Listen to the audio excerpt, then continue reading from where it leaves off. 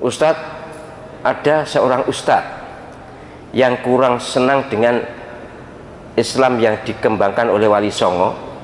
Kemudian dia mengatakan Wali Songo itu sesungguhnya tidak ada. Wali Songo itu hanya cerita burung dari mulut ke mulut. Waspadalah, wahai ustadz, siapapun panjenengan, tamatan sekolah manapun atau belum ngaji tutup mungkin ya, belum tutup ngaji ini, panjenengan bisa dikategorikan orang kufur nikmat. Wali Songo itu pejuang Islam, yang menjadikan Jawa Islam ini ya Wali Songo itu.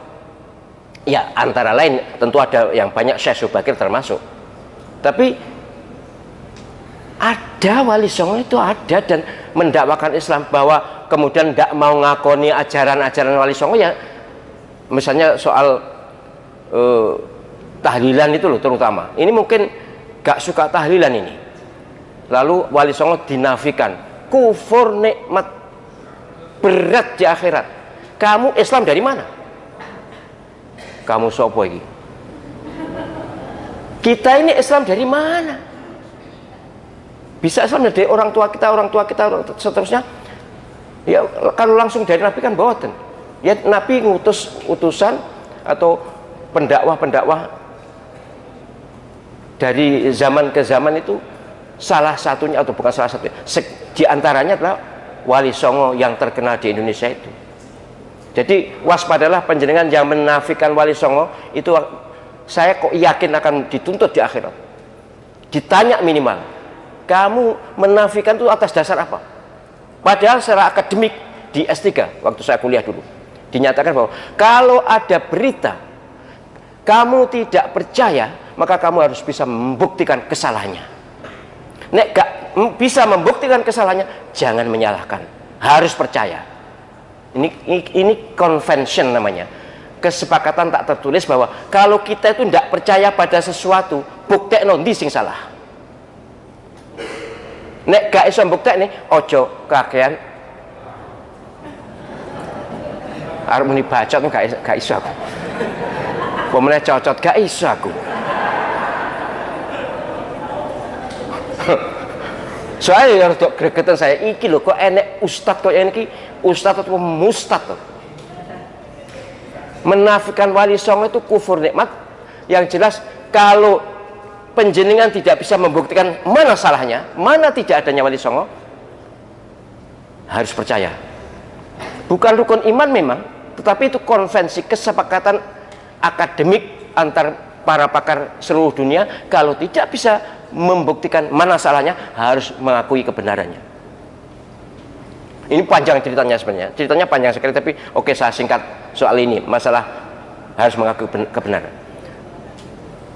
Katanya, kata si ustadz ini, lo kan tidak ada buktinya, siapa perawinya? Muni badukmu aku ya gak iso. Ini dokter ini, ada namanya di sini, tapi saya tidak mungkin menyebut namanya karena ya tentu ini ya kurang baik lah bagi saya. Panjenengan yang menekuni ilmu hadis pasti tahu bahwa hadis mutawatir itu tanpa disebut perawinya. Hadis mutawatir itu hadis kebenarnya aklamatif, yang semua orang ngakui kebenarnya, itu tidak disebut perawinya, tidak disebut periwayatnya. Yang disebut periwayatnya itu malah yang tidak mutawatir. Mutawatir bisa disebut bisa tidak, tapi periwayatan tutur tinular yang dilakukan oleh orang banyak sehingga tidak bisa disanggah, itu namanya kebenaran mutawatir, kebenaran aklamatif. Wali Songo, kisah Wali Songo termasuk kebenaran aklamatif. Sopo sing iso mbuktekne nek ana Wali Songo wong kuburane ono? Ada semua itu. Walaupun yang lain mungkin juga wali, tapi yang populer itu ya sudah, akoni saja. Kalau tidak ngakoni, tunjukkan salahnya mana. Kalau bahwa Mbah Raden Rahmat Sunan Ampel itu bukan wali atau bukan penyebar Islam. Begitu juga anaknya atau mantunya, baik Sunan Giri maupun Sunan Bonang. Termasuk Ken Arok, Singosari, Joyoboyo, Kediri, Brawijaya, Mojopahit, Ndine, Sultan Agung, mana data perawinya mana? Tapi semua orang mengakui itu ada. Ya sudah ada. Kalau penyiar tidak mengakui, mungkin dikatakan gila mungkin. Oh, gak ono Mojopahit itu, misalnya. Iki wis miring iki. Berarti nek gak ono Wali Songo, miring juga. Aneh menurut saya. Apa untungnya dia menafikan Wali Songo? Apa untungnya? Hal yang sudah mapan, sudah baku, dan makamnya ada itu salah satu bukti sejarah. Tapi zaman dulu memang tidak ada secermat hadis Nabi SAW. Quran saja coba itu mutawatir, tapi kalau sudah mutawatir sudah tidak ditanyakan perawinya siapa. Al-Quran, bayangkan. Jadi tolong ya, penjenengan kalau tidak ingin dikatakan miring, ya jangan kakan pola. Loh, itu bagaimana Sunan Kalijogo katanya topo di tepi jalan, sholatnya ya apa? Itu bukan wali, tapi bukan wali Allah, tapi wali setan, gitu tak? Wih, apa tidak dituntut kalau Sunan Kalijogo nanti? Baik, kita tidak bisa detail mengetahui sholatnya mereka bagaimana. Zaman itu memang zaman bertapa. Kalau tidak sakti, susah mendakwakan Islam. Zaman itu loh. Sekarangnya ya cek ngono kok. Saya kira sakti saya cek luweh apa timbang gak sakti. Dulu itu nek gak sakti banyak dukun. Dari agama lain tuh dukun, akeh dukun, pertapa kuat, luar biasa. Nah, Wali Songo juga harus memperkuat spiritualitasnya. Oh, itu tidak sesuai dengan apa?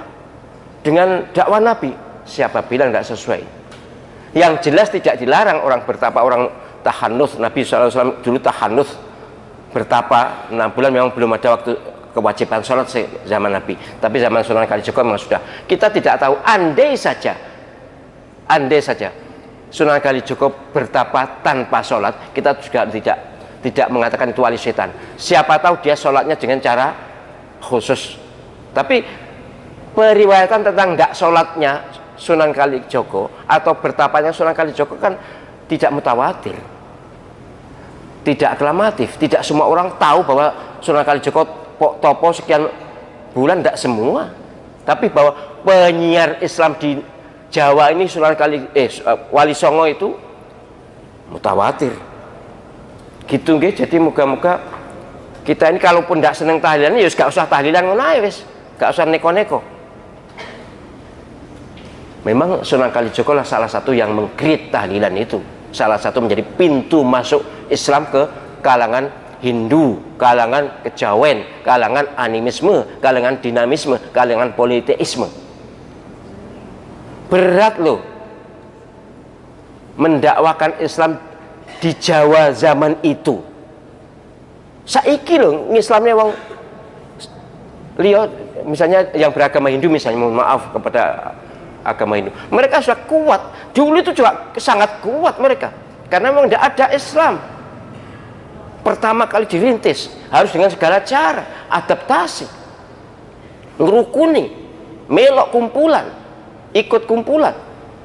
Itu yang dilakukan oleh para wali. Bijak sekali, adaptif sekali, menyesuaikan diri dengan tidak mengorbankan akidah. Mohon maaf, bukan berarti saya juga koyok Wali Songo, ndak sama sekali, jauh dengan Wali Songo.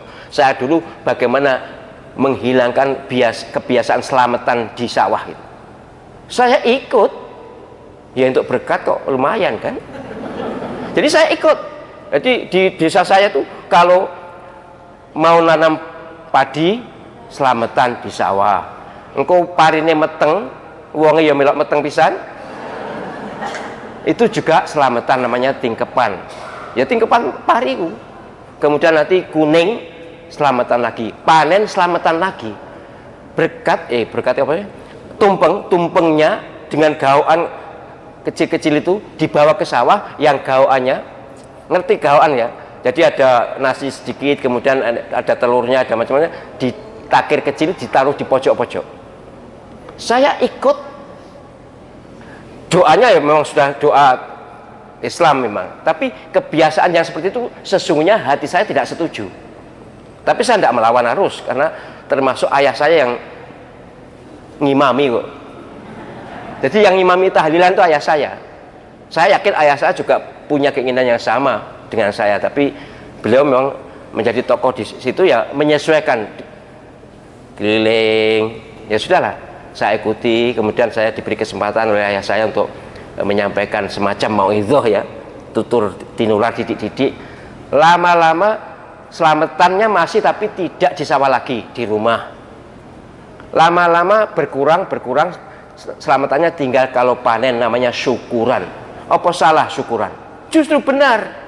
Uang nek panen gak bersyukur itu kebangetan. Wong panen dipek dhewe, gak ngundang tetangga. Padahal syukuran kan ngundang, kemudian ada berkatnya, kemudian kita berdoa, kemudian ketika pulang dikasih berkat.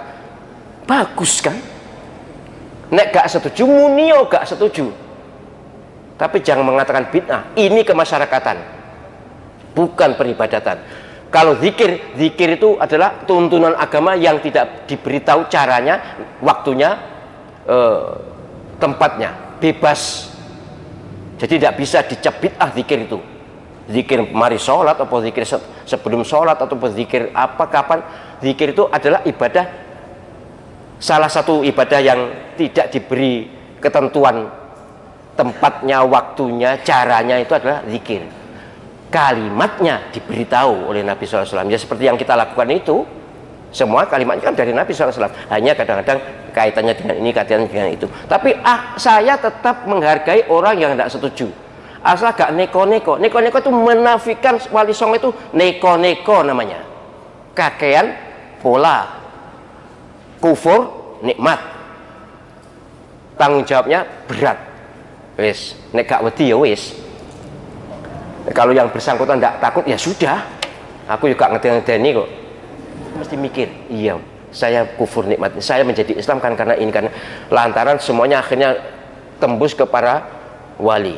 Mbuh songo, mbuh 10, mbuh rolas, pokoknya wali. Artinya orang-orang yang memang punya kelebihan pada saat berdakwah.